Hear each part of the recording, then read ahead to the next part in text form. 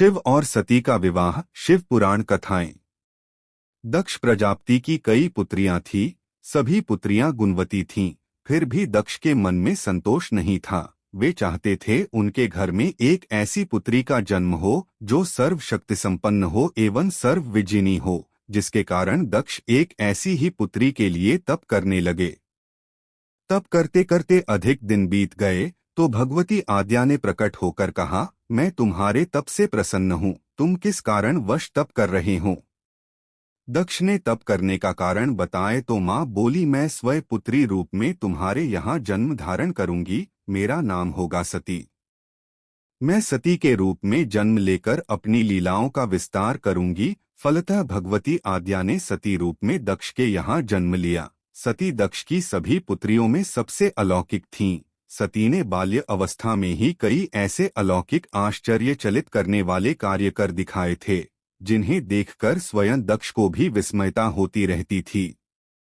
जब सती विवाह योग्य हो गई तो दक्ष को उनके लिए वर की चिंता होने लगी। उन्होंने ब्रह्मा जी से इस विषय में परामर्श किया। ब्रह्मा जी ने कहा, सती आद्या का अवतार हैं। आद्या आदि शक्ति और शिव आदि पुरुष हैं। अतः सती के विवाह के लिए शिव ही योग्य और उचित वर हैं। दक्ष ने ब्रह्मा जी की बात मानकर सती का विवाह भगवान शिव के साथ कर दिया। सती कैलाश में जाकर भगवान शिव के साथ रहने लगी। भगवान शिव के दक्ष के दामाद थे, किंतु एक ऐसी घटना घटित हो गई जिसके कारण दक्ष के हृदय में भगवान शिव के प्रति बैर और विरोध भाव पैदा हो गया। एक बार देवलोक में ब्रह्मा ने धर्म के निरूपण के लिए एक सभा का आयोजन किया था। सभी बड़े बड़े देवता सभा में एकत्र हो गए थे। भगवान शिव भी इस सभा में बैठे थे। सभा मंडल में दक्ष का आगमन हुआ। दक्ष के आगमन पर सभी देवता उठकर खड़े हो गए, पर भगवान शिव खड़े नहीं हुए। उन्होंने दक्ष को प्रणाम भी नहीं किया। फलतः दक्ष ने अपमान का अनुभव किया। केवल यही नहीं, उनके हृदय में भगवान शिव के प्रति ईर्ष्या की आग जल उठी। वे उनसे बदला लेने के लिए समय और अवसर की प्रतीक्षा करने लगे। एक बार सती और शिव कैलाश पर्वत पर बैठे हुए परस्पर वार्तालाप कर रहे थे। उसी समय आकाश मार्ग से कई विमान कनखल की ओर जाते हुए दिखाई पड़े। सती ने उन विमानों को दिखकर भगवान शिव से पूछा, प्रभो, ये सभी विमान किसके हैं और कहाँ जा रहे हैं। भगवान शकंद ने उत्तर दिया, आपके पिता ने बहुत बड़े यज्ञ का आयोजन किया है। समस्त देवता और देवांगनाएं इन विमानों में बैठकर उसी यज्ञ में सम्मिलित होने के लिए जा रहे हैं। इस पर सती ने दूसरा प्रश्न किया, क्या मेरे पिता ने आपको यज्ञ में सम्मिलित होने के लिए नहीं बुलाया। भगवान शंकर ने उत्तर दिया, आपके पिता मुझसे बैर रखते हैं, फिर वे मुझे क्यों बुलाने लगे। सती मन ही मन सोचने लगी, फिर बोली, यज्ञ के इस अवसर पर अवश्य मेरी सभी बहनें आएंगी। उनसे मिले हुए बहुत दिन हो गए।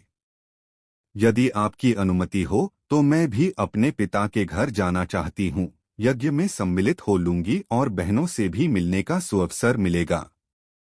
भगवान शिव ने उत्तर दिया, इस समय वहां जाना उचित नहीं होगा। आपके पिता मुझसे जलते हैं, हो सकता है वे आपका भी अपमान करें। बिना बुलाए किसी के घर जाना उचित नहीं होता है। इस पर सती ने प्रश्न किया, ऐसा क्यों। भगवान शिव ने उत्तर दिया, विवाहिता लड़की को बिना बुलाए पिता के घर नहीं जाना चाहिए, क्योंकि विवाह हो जाने पर लड़की अपने पति की हो जाती है। पिता के घर से उसका संबंध टूट जाता है। लेकिन सती पीहर जाने के लिए हठ करती रहीं, अपनी बात बार बार दोहराती रहीं। उनकी इच्छा देखकर भगवान शिव ने पीहर जाने की अनुमति दे दी। उनके साथ अपना एक गण भी साथ में भेज दिया। उस गण का नाम वीरभद्र था। सती वीरभद्र के साथ अपने पिता के घर गईं। घर में सती से किसी ने भी प्रेमपूर्वक वार्तालाप नहीं किया। दक्ष ने उन्हें देखकर कहा, तुम क्या यहाँ मेरा अपमान कराने आई हो। अपनी बहनों को तो देखो, वे किस प्रकार भांति भांति के अलंकारों और सुंदर वस्त्रों से सुसज्जित हैं। तुम्हारे शरीर पर मात्र बाघंबर हैं।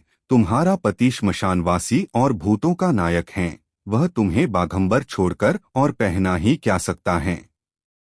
दक्ष के कथन से सती के हृदय में पश्चाताप का सागर उमड़ पड़ा। वे सोचने लगीं उन्होंने यहाँ आकर अच्छा नहीं किया।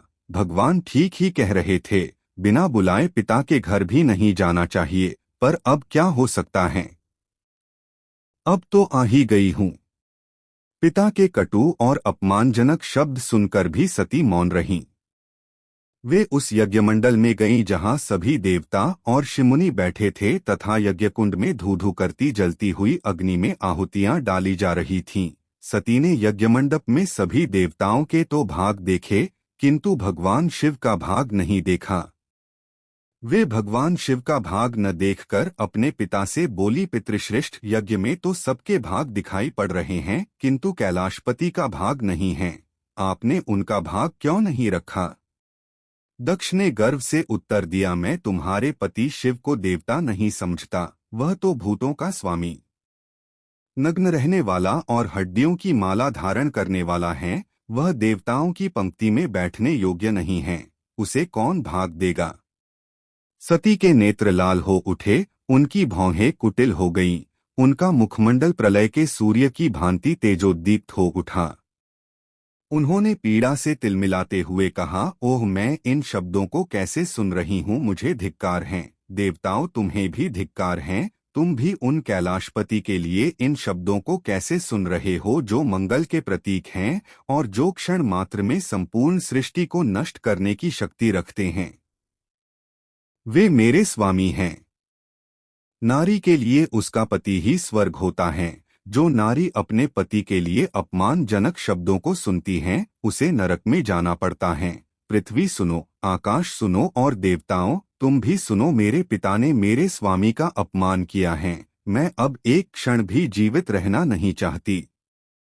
सती अपने कथन को समाप्त करती हुई यज्ञ के कुंड में कूद पड़ी। जलती हुई आहुतियों के साथ उनका शरीर भी जलने लगा। यज्ञमंडप में खलबली पैदा हो गई, हाहाकार मच गया। देवता उठकर खड़े हो गए। वीरभद्र क्रोध से कांप उठे। वे उछल कर यज्ञ का विध्वंस करने लगे। यज्ञमंडप में भगदड़ मच गई। देवता और ऋषिमुनि भाग खड़े हुए। वीरभद्र ने देखते ही देखते दक्ष का मस्तक काटकर फेंक दिया। समाचार भगवान शिव के कानों में भी पड़ा। वे प्रचंड आंधी की भांति कनखल जा पहुंचे। सती के जले हुए शरीर को देखकर भगवान शिव ने अपने आप को भूल गए। सती के प्रेम और उनकी भक्ति ने शंकर के मन को व्याकुल कर दिया। उन शंकर के मन को व्याकुल कर दिया जिन्होंने काम पर भी विजय प्राप्त की थी और जो सारी सृष्टि को नष्ट करने की क्षमता रखते थे। वे सती के प्रेम में खो गए, बेसुध हो गए। भगवान शिव ने उन्मत्त की भांति सती के जले हुए शरीर को कंधे पर रख लिया। वे सभी दिशाओं में भ्रमण करने लगे। शिव और सती के इस अलौकिक प्रेम को देखकर पृथ्वी रुक गई, हवा रुक गई, जल का प्रवाह ठहर गया और रुक गईं देवताओं की सांसें। सृष्टि व्याकुल हो उठी। सृष्टि के प्राणी पुकारने लगे, पाहिमाम पाहिमाम। भयानक संकट उपस्थित देखकर सृष्टि के पालक भगवान विष्णु आगे बढ़े। वे भगवान शिव की बेसुधी में अपने चक्र से सती के एक एक अंग को काट काट कर गिराने लगे। धरती पर 51 स्थानों में सती के अंग कट कट कर गिरे। जब सती के सारे अंग कट कर गिर गए तो भगवान शिव पुनः अपने आप में आए। जब वे अपने आप में आए तो पुनः सृष्टि के सारे कार्य चलने लगे। धरती पर जिन 51 स्थानों में सती के अंग कट कट कर गिरे थे, वे ही स्थान आज शक्ति के पीठ स्थान माने जाते हैं। आज भी उन स्थानों में सती का पूजन होता है, उपासना होती है।